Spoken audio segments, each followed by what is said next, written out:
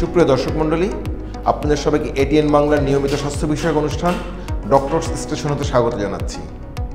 আজ আমরা আলোচনা করব সিওপিডি বা ক্রনিক অবস্ট্রাকটিভ পালমোনারি ডিজিজ নিয়ে, এবং এই বিষয়ে কথা বলার জন্য স্টুডিওতে আমাদের সঙ্গে আজ অতিথি হিসেবে আছেন ডাক্তার হোসনে সাদাত পাটোয়ারি, সহকারী অধ্যাপক রেসপিরেটরি মেডিসিন বিভাগ, চট্টগ্রাম মেডিকেল কলেজ। আপনাকে স্বাগত জানাচ্ছি। ভালো আছেন? হ্যাঁ, ভালো আছি। তাহলে আমরা সরাসরি আলোচনায় প্রবেশ করি। অবশ্যই। যেমনটা আমি দর্শকদের বলছিলাম যে আজ আমরা সিওপিডি নিয়ে আলোচনা করব। সিওপিডি বলতে আমরা আসলে কোন ধরনের রোগগুলোকে বোঝাই? আচ্ছা, সিওপিডি হচ্ছে ফুসফুসের একটি রোগ, আর সিওপিডি হচ্ছে ক্রনিক অবস্ট্রাকটিভ পালমোনারি ডিজিজ। আমরা যদি পুরো রোগটাকে এভাবে বলি, তো সিওপিডি রোগে আসলে ফুসফুসের বিশেষ করে ফুসফুসের যে শ্বাসনালী, যেটা শ্বাসনালী এবং যে বায়ুথলি দুটোই এফেক্টেড হতে পারে। তো এর মধ্যে যে সিওপিডিকে আমরা আবার দুইটা রোগ দিয়ে ডিসক্রাইব করি। একটি হচ্ছে ক্রনিক ব্রনকাইটিস, আর একটা হচ্ছে এমফাইসেমা। তো কারো কারো দেখা যায় ক্রনিক ব্রনকাইটিসের প্রবণতা বেশি থাকে, আবার কারো কারো দেখা যায় এমফাইসেমার প্রবণতা বেশি থাকে। তো মূলত সিওপিডি আসলে হোল লাং জুড়েই হতে পারে। এর মধ্যে আপনার শ্বাসনালীতেও যেমন সমস্যা হতে পারে ক্রনিক ব্রনকাইটিসের ক্ষেত্রে, এছাড়াও ফুসফুসে যখন বায়ুথলিকে ইনভলভ করে তখন তাকে আমরা এমফাইসেমা বলি। হ্যাঁ, এই রোগ দুটো সম্বন্ধে আপনার কাছে আমরা জানবো।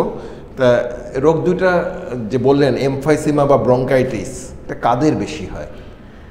আসলে সিওপিডি যদি প্রথম কারণ যদি আমরা খুঁজি, সেক্ষেত্রে দেখা যায় ধূমপায়ী, বিশেষ করে যারা ধূমপান করে তাদেরই এই রোগ বেশি হয়। এবং আমরা সিওপিডি যে কোনো রোগীর ক্ষেত্রে অনেক সময় দেখা যায় প্রথম যে হিস্ট্রিটা নিই, সেখানে দেখা যায় ধূমপানের হিস্ট্রিটা মেনলি নিয়ে থাকি।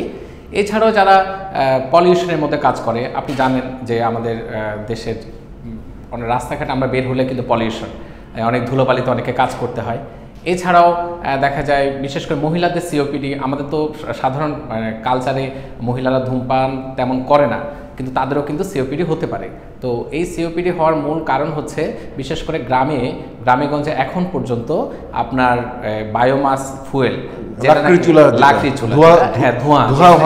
যেখানে ধোঁয়া হয় সেসব জায়গায় কিন্তু মহিলা রান্নাবান্না করে, এবং দিনের বেশিরভাগ সময় কিন্তু সেখানেই কাটায়। তো দেখা যায় এই ধোঁয়ার কারণে তাদের সিওপিডি রোগটি হতে পারে। ধোঁয়ার কারণেই যখন একটা বড় কারণ জানা যাচ্ছে, তাহলে তো পেশার সঙ্গে সম্পর্ক আছে। এমন তো অনেকগুলো পেশা আছে যেখানে ধোঁয়া উৎপাদন হয়। অবশ্যই, যেমন ইটের ভাটায় যারা কাজ করে, হয়তো সে কখনো ধূমপান করেনি, কিন্তু তার ইটের ভাটা কাজ করার কারণে, অথবা আপনার এমন কোনো মিল কলকারখানায় কাজ করছে যেখানে ধোঁয়া হচ্ছে, প্রতিনিয়ত ধোঁয়া উৎপন্ন হয় বেশি, রাইট, সেই সব ক্ষেত্রে দেখা যায় তাদের সিওপিডি হতে পারে। ইভেন যারা দেখা যায় কিছু কিছু অ্যাজমা রোগী, তারা পার্শিয়ালি ট্রিটেড থাকে, মানে পুরোপুরি চিকিৎসা হয়তো সবসময় নেয় না। তো ওইসব রোগীরাও কিন্তু অনেক সময় দেখা যায় আপনার দীর্ঘমেয়াদী অ্যাজমার রোগটা সিওপিডিতে টার্ন নিতে পারে। এবং আরেকটি কথা দর্শকদের বলে রাখা ভালো, যে যারা বিশেষ করে সিওপিডি লেবেল করার জন্য, আমরা একটা পেশেন্ট সিওপিডি সেটা বলার জন্য অবশ্যই তার বয়সের একটা বার থাকে। দেখা যায় 35 to 40 ইয়ার্সের পরেই কিন্তু সিওপিডি রোগটি বেশি হয়। এর আগে পর্যন্ত আমরা সিওপিডি খুব বেশি লেবেল করি না, কারণ অন্য অন্য কারণে কিন্তু তার শ্বাসকষ্ট হতে পারে। এখন এই যে সিওপিডির কথা বললেন পেশার সঙ্গে, আমাদের অনেকেই, আমরা যাদের রাস্তায় বের হতে হয়, আমরা কিন্তু তারাও আর একভাবে এই ধোঁয়া দ্বারা আক্রান্ত হচ্ছি, অবশ্যই পেশা ছাড়াও। রাইট, এবং এটা আসলে খুবই, যে গাড়ির যে কালো ধোঁয়া যেগুলো, সেগুলো সিওপিডির জন্য কতখানি দায়ী? হ্যাঁ, মানে এটা আসলে এটা একটা সবার জন্য বার্তা, যে যারা ধূমপান করে না, যারা হয়তো নিজেকে অনেক সেভ করেই চলতে চাচ্ছি, তারাও কিন্তু সিওপিডিতে আক্রান্ত হতে পারে। এই যে আমরা গাড়ির ধোঁয়া, প্রতিনিয়ত আমরা গাড়ির ধোঁয়া আমরা রাস্তায় বের হলে পাচ্ছি, এবং পরিবেশের যে দূষণ, এটা তো আছে। তো এই কারণে দেখা যায় যে কেউ যে কোনো বয়সে, হয়তো বিশেষ করে পরিণত বয়সে গিয়ে সিওপিডিতে আক্রান্ত হতে পারে। অর্থাৎ সিওপিডি এমন একটা রোগ যার জন্য অনেকাংশে আমরা মানুষেরাই দায়ী, আমরা নিজেরাই দায়ী, নিজেরাই রোগটাকে আমরা নিজেদের শরীরে পৌঁছে দিচ্ছি। মানুষের দায় ছাড়া কি সিওপিডি হতে পারে কোনো বংশগত কোনো কারণে? হ্যাঁ, সিওপিডি অনেক সময় দেখা যায় একটা কারণ আছে, যেমন আলফা-1 অ্যান্টিট্রিপসিন ডেফিসিয়েন্সি বলি, এটা অল্প বয়সেও কিন্তু অনেক পেশেন্ট সিওপিডিতে আক্রান্ত হতে পারে। তবে এই বিষয়টি খুব রেয়ার, খুব রেয়ার পেশেন্টের ক্ষেত্রে আমরা সচরাচর দেখা যায় না। খুব কম বয়সীদের ক্ষেত্রে দেখা যায় আপনার আলফা-1 অ্যান্টিট্রিপসিন ডেফিসিয়েন্সির জন্য সিওপিডি হতে পারে। এখন আপনি আলোচনার শুরুতে বলছিলেন যে সিওপিডিতে বায়ু যে রাস্তা, আমাদের শ্বাসনালীর যে রাস্তাটা, সেটা যদি কোনো কারণে সংকুচিত হয়ে যায় বা বাতাস যদি ঠিকমতো পৌঁছাতে না পারে, অ্যাজমা তো অনেকটা সেই রকমই হয়, বাতাস পৌঁছাতে পারছে না, তাহলে এই দুইটা আবার আলাদা কি নাকি একই রোগ? অ্যাজমা আর সিওপিডি একই? অ্যাজমা এবং সিওপিডি দুইটাই ভিন্ন রোগ, কিন্তু তাদের যে কনসিকুয়েন্স, তাদের যে ফলাফল অনেকটা একই রকম মিলে যায় অনেক কিছু। যেমন আপনার অ্যাজমা কিন্তু এয়ারওয়ে হাইপার রেসপন্সিভ, মানে আপনার যে শ্বাসনালী, সেখানে যে কোনো একটা অ্যালার্জেন গিয়ে সেখানে আপনার স্টিমুলেট করতে পারে, শ্বাসনালীকে প্রদাহ করতে পারে। এই প্রদাহের কারণে রোগীর কিন্তু শ্বাসনালী হঠাৎ করে সংকুচিত হয়। যখন সংকুচিত হয় রোগী কিন্তু শ্বাসকষ্টে ভুগতে থাকে। অনেক সময় মাইল্ড ফর্ম থেকে সিভিয়ার, মানে মৃদু থেকে তীব্র পর্যন্ত শ্বাসকষ্ট হতে পারে। কিন্তু ইন বিটুইন অ্যাটাক, মানে যখন আপনার শ্বাসকষ্ট থাকে না, এর মাঝখানের যে সময়টুকু সে কিন্তু পুরোপুরি সুস্থ থাকে, বিশেষ করে অ্যাজমার ক্ষেত্রে। বাট সিওপিডি একটা ক্রনিক প্রোগ্রেসিভ ডিজিজ, যেটি নাকি অর্থাৎ প্রতিনিয়ত খারাপের দিকেই যাবে। হ্যাঁ, রোগী প্রতিনিয়ত খারাপের দিকে যায়, এবং আরেকটা বিষয়, রোগী সবসময় একটা শ্বাসকষ্টের মধ্যে দিয়ে যেতে থাকে। মানে তার বন্দরনগরী চট্টগ্রামে স্বাস্থ্যসেবার প্রতিকৃত ও ঐতিহ্যবাহী প্রতিষ্ঠান চট্টগ্রাম মেট্রোপলিটন হাসপাতাল লিমিটেড দীর্ঘ ৩৩ বছরেরও অধিক সময় ধরে সকল শ্রেণী পেশার মানুষকে আস্থা ও বিশ্বস্ততার সাথে নিরলসভাবে উন্নতমানের চিকিৎসা সেবা দিয়ে যাচ্ছে এই প্রতিষ্ঠান। চট্টগ্রামের প্রাণকেন্দ্র জিইসি মোড়ের OR নিজাম রোডে অবস্থান করছে চট্টগ্রাম মেট্রোপলিটন হাসপাতাল। পূর্ণাঙ্গ স্বাস্থ্যসেবা নিশ্চিত করে রোগ নির্ণয়ের জন্য যেমন রয়েছে বিশেষায়িত ল্যাব ও ডায়াগনস্টিক সার্ভিস, তেমনি রোগ নির্ণয় পরবর্তী চিকিৎসা সেবা প্রদানের জন্য রয়েছে হসপিটাল সার্ভিস, হার্ট সেন্টার ও সার্ভিস, এমনকি অত্যাধুনিক RT-PCR এর সমন্বয়ে পূর্ণাঙ্গ চিকিৎসা সেবা, ICU, CCU, HDU, NICU, PICU, CICU, dialysis ward and deluxe cabin, এমনকি দেশে বিদেশে প্রশিক্ষিত ডাক্তারদের কনসালটেশন টিম ও ল্যাব টেকনিশিয়ান।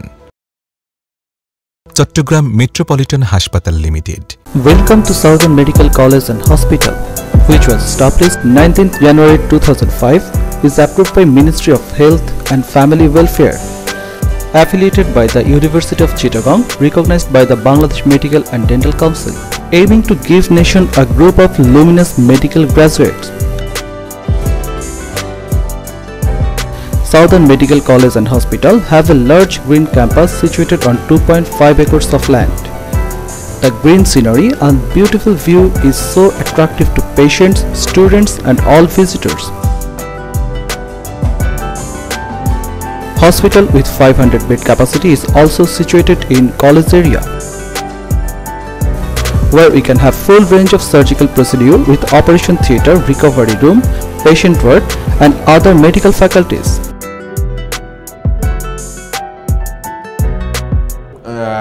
অ্যাজমা রোগী যেমন পুরোপুরি স্বাভাবিক জীবনযাপন করতে পারে, কিন্তু সিওপিডি পুরোপুরি পারে না অনেক ক্ষেত্রে।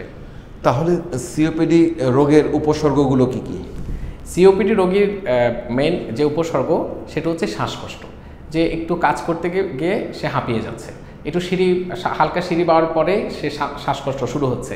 অনেক সময় শ্বাসকষ্টের সাথে কাশি হতে পারে, বিশেষ করে যখন কোনো ইনফেকশন হয়, ফুসফুসে যখন কোনো ইনফেকশন হবে, বিশেষ করে সিওপিডি ফুসফুস কিন্তু ইনফেকশনের জন্য দায়ী হয়, এবং যে কোনো ইনফেকশন ফুসফুসও হতে পারে, সে ভাইরাল ইনফেকশন, ব্যাকটেরিয়াল ইনফেকশন এবং অন্য যে কোনো ইনফেকশনের কারণে সিওপিডি রোগীর কাশি হতে পারে, কাশির সাথে কফ হতে পারে, এবং এটা প্রোডাক্টিভ, আমরা প্রোডাক্টিভ স্পুটাম বলি।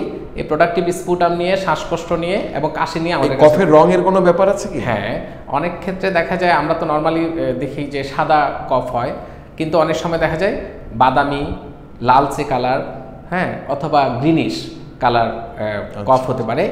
এই কফের ধরন দেখে আমরা অনেক সময় কোন টাইপের ব্যাকটেরিয়াল ইনফেকশন হতে পারে সেটা অনেক সময় আইডেন্টিফাই করতে পারি। অর্থাৎ দায়ী যে জীবাণু সেটাকে আমরা বোঝা যায়। তো সিওপিডি রোগী বাংলাদেশে কেমন, আপনারা কেমন? হ্যাঁ, সিওপিডি একটা সমীক্ষা দেখা গেছে সিওপিডি প্রতি 5 জনে একজন সিওপিডিতে আক্রান্ত। তারা তো অনেক বেশি। হ্যাঁ, এটা ওয়ার্ল্ড ওয়াইড বলা হয়। তো বাংলাদেশে কিন্তু সিওপিডি কম নয়। আমরা মোটামুটি 40-এর পর যে রোগীগুলো আমাদের কাছে আসে তাদেরকে আমরা প্রায় সময় দেখি, যখন আমরা এক্সামিন করে দেখি রোগীকে এবং হিস্ট্রি নিই, সেক্ষেত্রে দেখা যায় তারা হয়তো মৃদু থেকে তীব্রতর সিওপিডিতে আক্রান্ত। সুতরাং হয়তো এই রোগী এক পর্যায়ে তীব্র, যে রোগীটা মৃদু আকারে প্রকাশ করলো সেই কিন্তু এক পর্যায়ে তীব্র আকারে সিওপিডি নিয়ে আমাদের কাছে আসতে পারে। তো সিওপিডি নেহাত কম না, প্রচুর পেশেন্ট।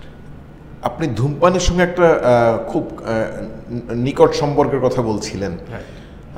আবার অনেক সময় রোগীরা দাবি করেন এরকম যে আমার যখন কাশি উঠলো তখন একটা সিগারেট ধরে দেখি আমার কাশিটা তখন তাৎক্ষণিক আরাম পাচ্ছি, পরে আবার বেড়ে যাচ্ছে, কিন্তু কাশির সময় সিগারেটটা খেলে আমার কাশি কমে যায়। ওদের এই দাবিটা কি ঠিক? আচ্ছা, এটা একটা অনেকটা সাইকোলজিক্যাল বিষয় আসলে। এটা আমাদেরকে অবশ্যই মানতে হবে যে ধূমপান করলে সিওপিডি হওয়ার সম্ভাবনা অনেক বেড়ে যায়।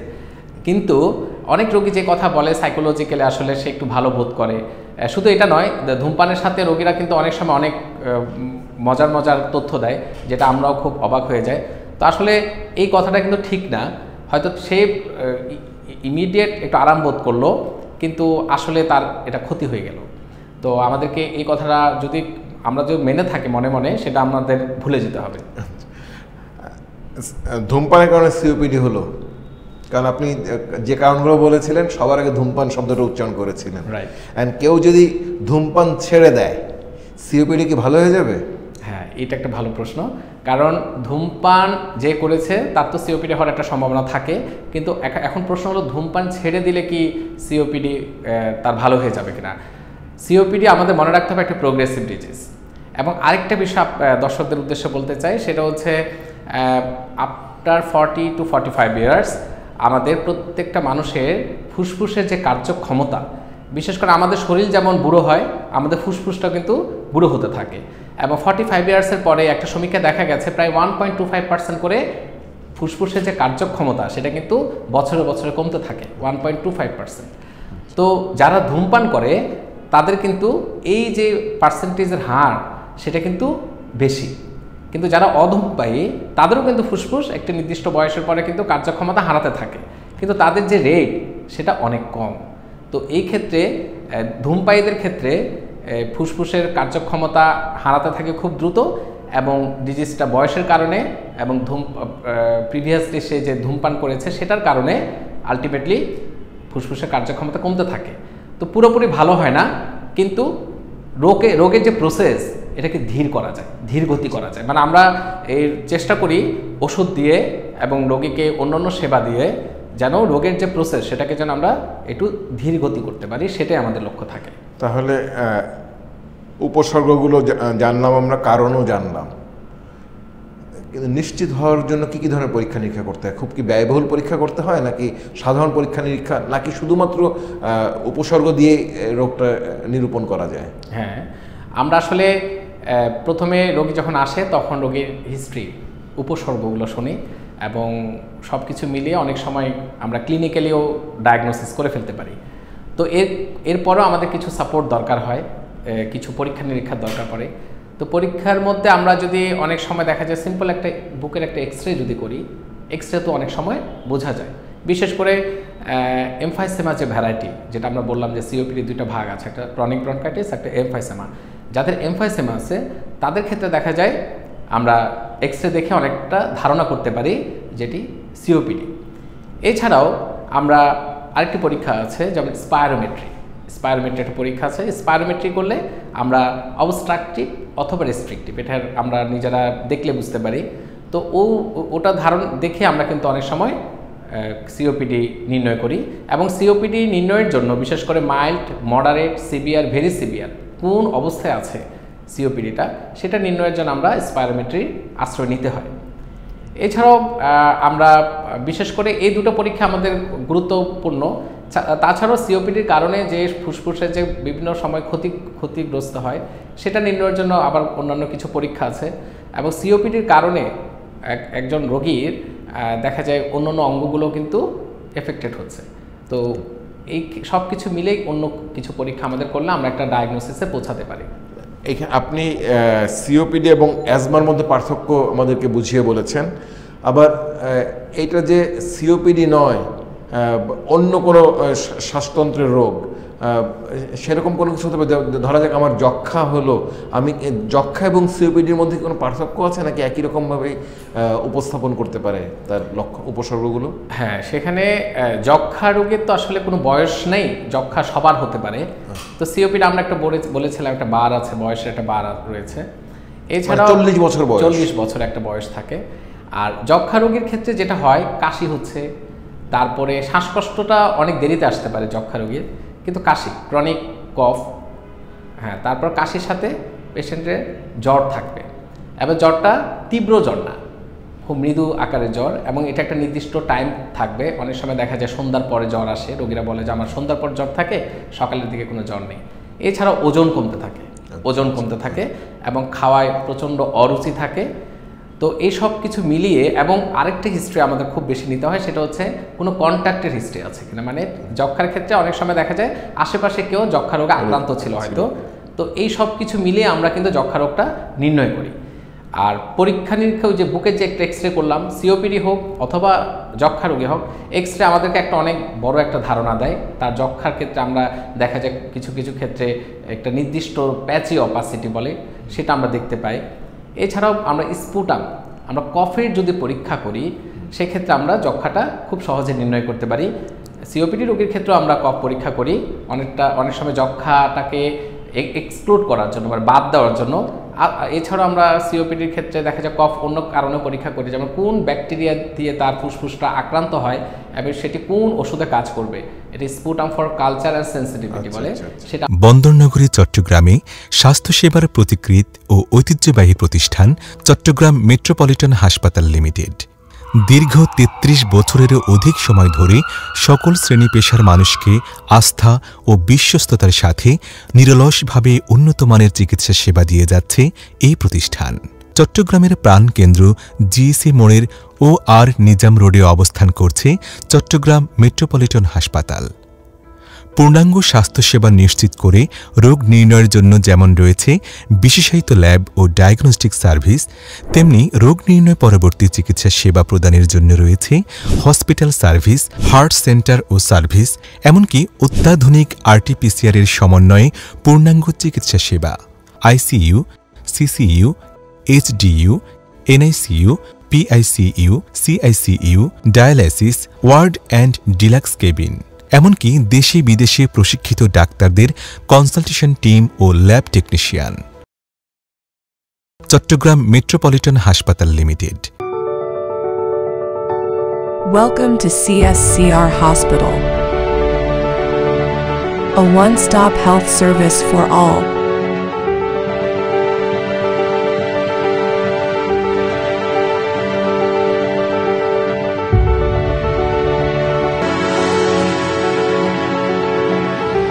World-class cath lab with best operating doctors.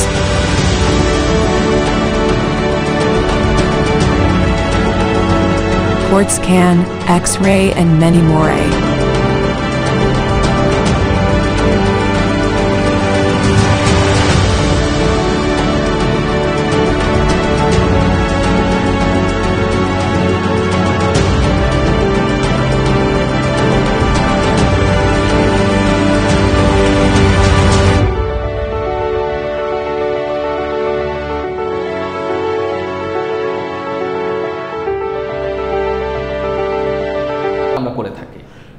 আপনি ওজনের কথা বললেন যে যক্ষা রোগীদের ওজন কমতে থাকবে, সিওপিডি রোগীদের ওজন কি তাহলে কমে না? না, সিওপিডির যে ভ্যারাইটি আছে আমরা জানি, সিওপিডি, ক্রনিক ব্রঙ্কাইটিস এবং এমফাইসেমা। তো এমফাইসেমা যাদের রয়েছে তাদের ক্ষেত্রে দেখা যায় ওজন কম হয়, কিন্তু ক্রনিক ব্রঙ্কাইটিসের রোগীর আমরা ওজনটা খুব বেশি কমতে দেখি না। এমফাইসেমা রোগীদের ওজন কমে যায় অনেক ক্ষেত্রে। চিকিৎসা এখন কেমন আছে এই ব্রঙ্কাইটিস বা এমফাইসেমা, বা দুইটারই আলাদা করে? হ্যাঁ, আসলে সিওপিডি চিকিৎসা যদি একটা পেশেন্টের যখন সিওপিডি নির্ণয় হয়, সিওপিডি রোগটি ধরা পড়ে, তাদের উচিত হবে পরীক্ষা নিরীক্ষা করে কনফার্ম করে সঠিক চিকিৎসা নেওয়া।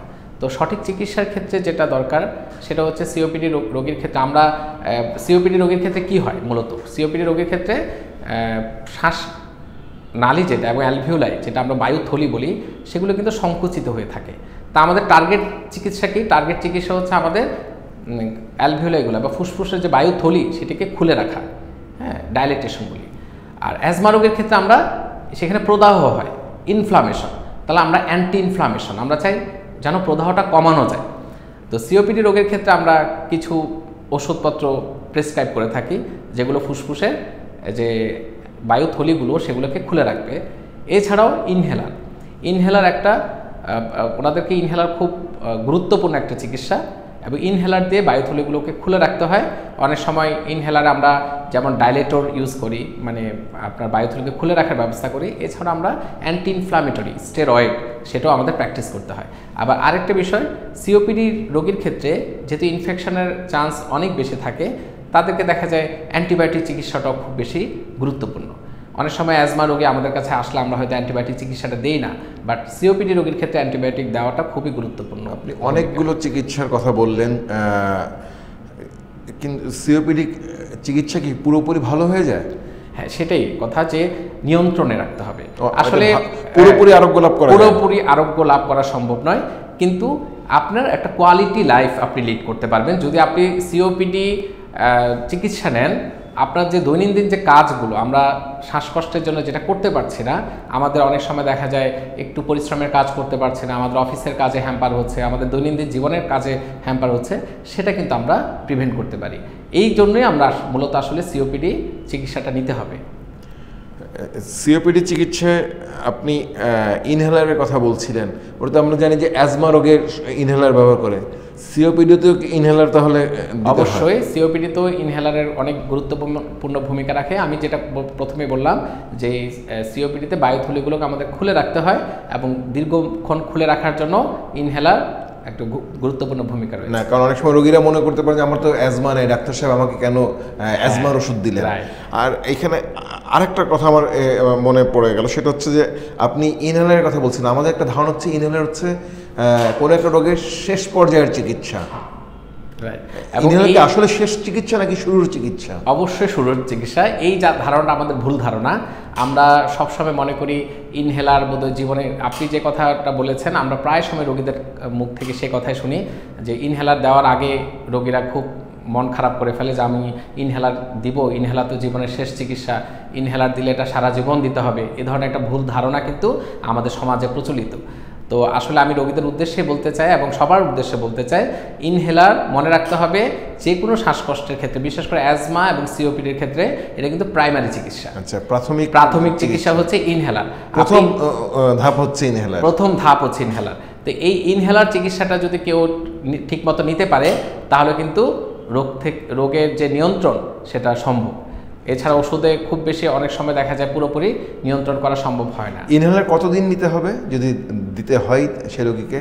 সেটাও কি সারা জীবন? হ্যাঁ, এখানে কন্ট্রোলার, বিশেষ করে অ্যাজমার ক্ষেত্রে এবং সিওপিডিও আসলে একটার সাথে একটা খুব কাছে রিলেটেড, এবং একটা টার্মও আছে অ্যাজমা সিওপিডি ওভারল্যাপ।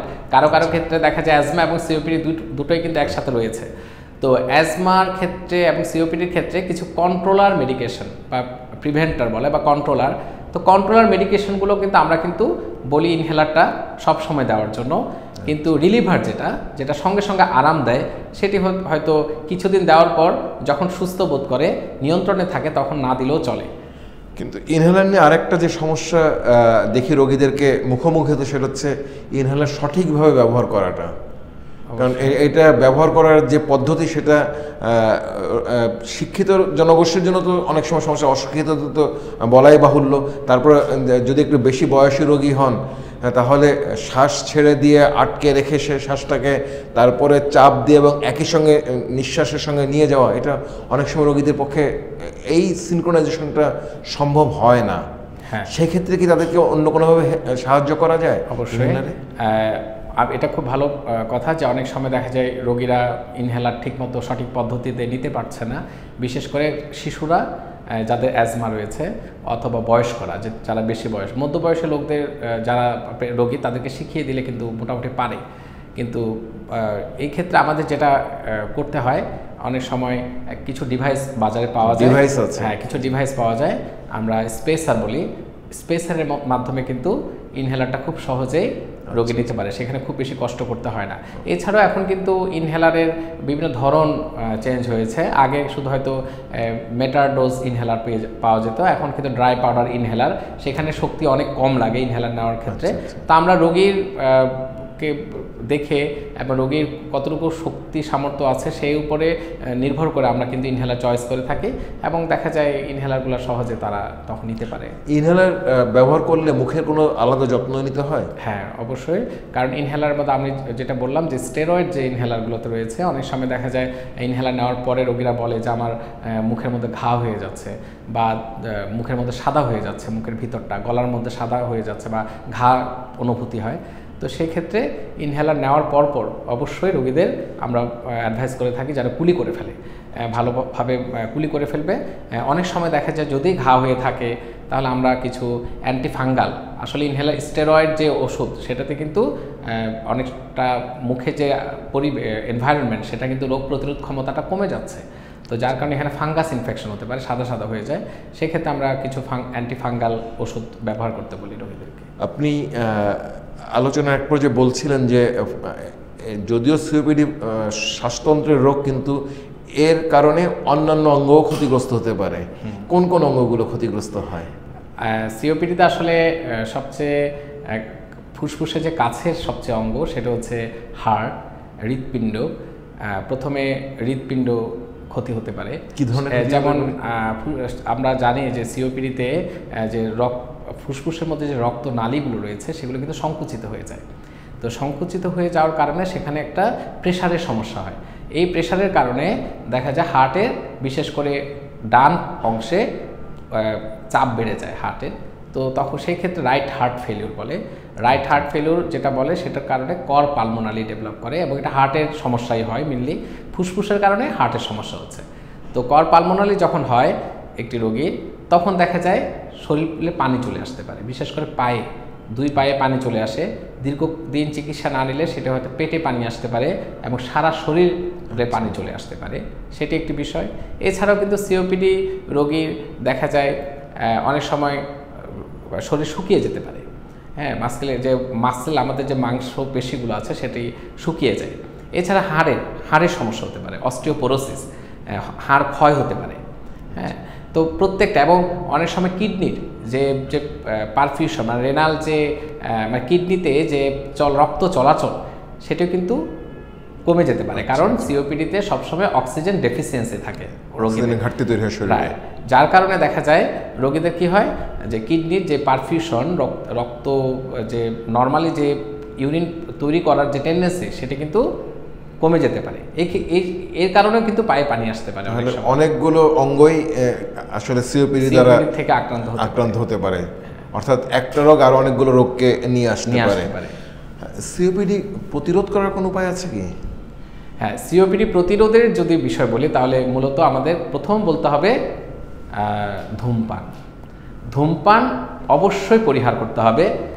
ধূমপান পরিহার করলে, এবং আমরা যদি ধূমপান পরিহার না, আমরা যদি প্রাইমারিলি প্রথম থেকে যদি কেউ ধূমপান না করে, তার ফুসফুসটা অনেক ভালো থাকবে সিওপিডি ফুসফুসের চেয়ে। এবং আরেকটা বিষয় সেটা হচ্ছে আমরা পলিউশনটা আসলে চেষ্টা করতে হবে, এটা আসলে রাষ্ট্রের একটা দায়বদ্ধতা থাকে। তো আমরা যদি বাইরের পলিউশনটাকে কমাতে পারি, এবং আমরা যারা মিল্ক কারখানায় আমাদের শ্রমিকেরা কাজ করছে সেখানে আমরা যদি কর্মপরিবেশটাকে সুন্দর রাখতে পারি, সেক্ষেত্রে দেখা যায় সিওপিডি থেকে আমরা মুক্তি পেতে পারি। এখন আমাদের তো জনসংখ্যা যেমন বৃদ্ধি পাচ্ছে, তাদের কর্মসংস্থান এবং জীবিকার কারণে কিন্তু আমাদের অনেক শিল্প কারখানা স্থাপন হচ্ছে, আবার তাদের যাতায়াতের জন্য যানবাহনেরও পরিমাণ বাড়ছে। তাহলে এই বিষয়গুলোর সঙ্গে সিওপিডি নিয়ন্ত্রণ কি করে সম্ভব? আপনি একজন রেসপিরেটরি মেডিসিন বিশেষজ্ঞ হিসেবে আপনি কিভাবে চিন্তা ভাবনা করছেন এই বিষয়গুলো? আসলে একই কথা, সেই আমাদের যে কর্ম পরিবেশ সেটি আসলে ব্যক্তি পর্যায় থেকে শুরু করে রাষ্ট্র এই বিষয়টা নজর দিতে হবে। যে হয়তো দেখা যায় অনেক সময় বিভিন্ন আমাদের যেমন আমাদের অনেক এই চট্টগ্রাম নগর বা ঢাকা নগরে আমরা দেখেছি যে আবাসিক এলাকাতে ধোঁয়া উৎপাদনকারী শিল্প কারখানা আছে প্রচুর। হ্যাঁ, তাহলে এটাই আসলে নগরায়নের যে ব্যাড ইম্প্যাক্ট সেটাই কিন্তু আমরা দেখতে পাচ্ছি। তো এই ক্ষেত্রে আসলে সবার ভূমিকা রয়েছে, মানে এটা একা কারো পক্ষে সম্ভব না যে সব কিছু এড়িয়ে সুন্দর একটা পরিবেশ উপহার দেওয়া। তো সবার এই বিষয়টা একটু সচেতন করতে হবে, যারা মিল কারখানার মালিক তাদেরকেও বিষয়টা দেখতে হবে। এবং আমাদের এখানে কি ওই ফ্যাক্টরিগুলো কালো ধোঁয়া নিয়ন্ত্রণের কোনো টেকনোলজি আছে? কালো এটা যদি পরিবেশ বা ধোঁয়া নিয়ন্ত্রণের কোনো টেকনোলজি আছে? হ্যাঁ, আর আরেকটা বিষয় হচ্ছে আমাদের তো আসলে নিজেরা ব্যক্তি পর্যায়ে সেটা সম্ভব নয়, সেটা হয়তো পরিবেশ অধিদপ্তর বা পরিবেশ নিয়ে যারা কাজ করে তারা বিষয়টা আরও ভালো করে বলতে পারবে। কিন্তু আমরা নিজেরা যেটা করতে পারি সেটা হচ্ছে আমরা মাস্ক ব্যবহার করতে পারি। আমরা চলার সময় যদি একটু মাস্ক ইউজ করার, মাস্ক শুধু করোনার থেকে মুক্তি দিবে তা না, কিন্তু করোনা থেকে শুধু মুক্তি দিয়েছে তা না, মাস্ক কিন্তু আমাদের যে ধুলাবালি সেটা থেকেও কিন্তু আমাদের মুক্তি দিচ্ছে, যেটা আমাদের সিওপিডি থেকেও অনেকটুকু আমাদেরকে রেহাই দিবে। কোনো টিকা দিয়ে করা যায় সিওপিডি ঠেকানো যায়? হ্যাঁ, সিওপিডি রোগের জন্য কোনো টিকা নেই, কিন্তু সিওপিডি যাদের, এটা আমরা জানি একটা ক্রনিক রোগ, তো ক্রনিক যে রোগগুলো রয়েছে সেটার জন্য কিন্তু কিছু টিকা রয়েছে। বিশেষ করে আরেকটা জিনিস খেয়াল রাখতে হবে সবার, সিওপিডি আসলে কখন খারাপ পর্যায়ে যায়, যখন কোনো ইনফেকশন হয় ফুসফুসে। তো আমরা এই ইনফেকশনটুকু যদি প্রিভেন্ট করতে পারি, প্রতিরোধ করতে পারি, সেই ক্ষেত্রে দেখা যায় তার হয়তো সিওপিডি যে বারবার বিভিন্ন সময় আক্রান্ত হওয়ার যে অবস্থা সেটা কিন্তু কমাতে পারি। তো সেক্ষেত্রে দেখা যায় আমরা ভ্যাকসিন, বিভিন্ন রকম ভ্যাকসিন রয়েছে, বিশেষ করে ফ্লু ভাইরাসের জন্য কিছু ভ্যাকসিন আছে। এছাড়া আমরা কিছু ব্যাকটেরিয়াল ইনফেকশন, নিউমোকক্কাল ভ্যাকসিন বলি, এই ভ্যাকসিনগুলো যদি আমরা দেই দেখা যায় রোগীরা কিন্তু অনেক ক্ষেত্রে বিভিন্ন সময়ে যে ইনফেকশনের যে প্রবণতা সেটা কিন্তু কমে যায়। আপনাকে অসংখ্য ধন্যবাদ। এটা এমন একটি বিষয় যেটা নিয়ে আরও অনেক কিছু জানার সুযোগ ছিল, কিন্তু সময় সীমাবদ্ধতার জন্য আমাদের এখানে থামতে হচ্ছে। আপনার প্রতি কৃতজ্ঞতা। আপনাকেও ধন্যবাদ, এটিএন বাংলাকেও ধন্যবাদ। সুপ্রিয় দর্শক মণ্ডলী, এতক্ষণ আমরা রেসপিরেটরি মেডিসিন বিশেষজ্ঞ ডক্টর হোসনে সাদাত পাটোয়ারির কাছ থেকে সিওপিডি সম্বন্ধে বিস্তারিত জানলাম। সিওপিডি বলতে আমরা ক্রনিক ব্রঙ্কাইটিস এবং এমফাইসিমা রোগ দুটোকেই জানি, যদিও এটা অনেক সময় আমরা অ্যাজমার সঙ্গেও অনেক সময় ভুল করে ফেলি, আবার এটা অনেক সময় কাছাকাছিও চলে আসে বা একই সঙ্গে হতে পারে। কিন্তু যাই হোক না কেন, তার কারণের মধ্যে যেটা জানলাম এটা অনেকাংশেই মনুষ্য সৃষ্ট। আমাদের বদ অভ্যাসের কারণে হোক বা আমাদের পরিবেশ দূষণের কারণে হোক, আমরা নিজেদের এই রোগটাকে আমরা আক্রান্ত করছি নিজেরাই। তাই এবং সিওপিডি যদি একবার হয়ে যায় এটা দিনে দিনে শুধু সামনের দিকে এগোবে, এটা আর পিছিয়ে আনানো যায় না। বড়দের একটা পর্যায়ে থামিয়ে রাখা যাবে, কিন্তু পুরোপুরি ভালো কিন্তু হওয়া সম্ভব না। তাই সবচাইতে বুদ্ধিমত্তার পরিচয় হবে সিওপিডি হতে না দেওয়া, এবং হতে না দেওয়ার ক্ষেত্রে